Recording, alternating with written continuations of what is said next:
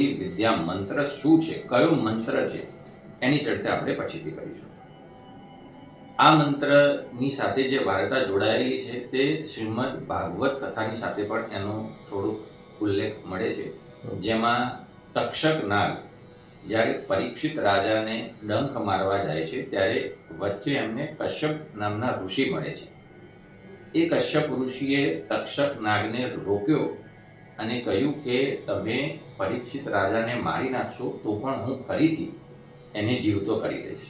ત્યારે તક્ષક નાગ જે હતો એ નાગના સ્વરૂપમાં ના હતો, પરંતુ એ બ્રાહ્મણના વેશમાં હતો.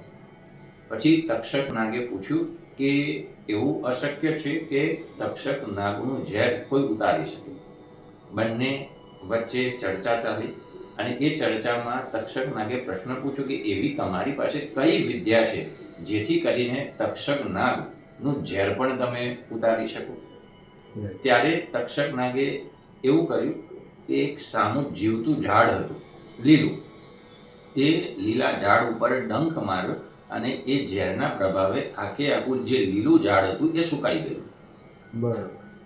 પછી તક્ષક નાગે કશ્યપ ઋષિને એવું કહ્યું, જો તમારું વિદ્યા સાચી હોય તો આ જે ડંખ મેં માર્યો છે એમાં જે ઝેર રહેલું છે એ ઝેર ઉતારી પાછું જે સુકાઈ ગયેલું ઝાડ છે તેને ફરીથી જીવતું કરો અથવા લીલું કરો, પુનર્જીવિત કરો. હા, પુનર્જીવિત કરો. આવું સરસ મજાનો એમને પ્રસ્તાવ મૂક્યો. ત્યારે કશ્યપ ઋષિએ હાથમાં જળ લીધું, જળ લઈ ને મંત્ર બોલ્યા અને મંત્ર બોલીને જ્યારે એમણે પાણી છાંટ્યું સૂકા ઝાડ ઉપર તો એ સૂકું ઝાડ ફરીથી જીવંત બન્યું, પુનર્જીવિત થયું, લીલું થયું. અને એ જે મંત્ર હતો જેમણે સિદ્ધ કર્યો હતો એ મંત્રનું નામ છે ગારુડી વિદ્યા. ગારુડી વિદ્યા અથવા તો ગરુડી વિદ્યા તરીકે પણ પ્રચલિત છે. એ મંત્ર જો તમારે જાણવો હોય તો ચેનલને સબસ્ક્રાઇબ, લાઈક જરૂર કરજો. જરૂરથી પ્રેક્ષક મિત્રો આ વસ્તુને આપ ધ્યાનથી એક વખત સાંભળજો.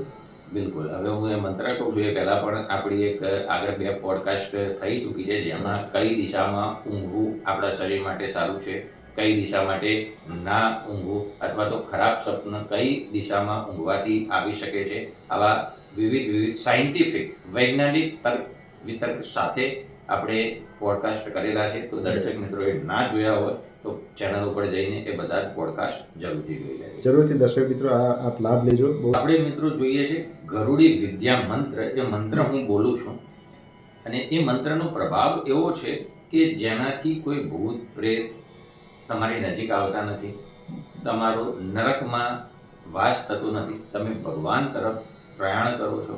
આવો એક સરસ અદ્ભુત ચમત્કારી જે ગરુડ પુરાણમાં બતાવેલો મંત્ર છે એ મંત્ર આપણે ચર્ચા કરીએ છીએ.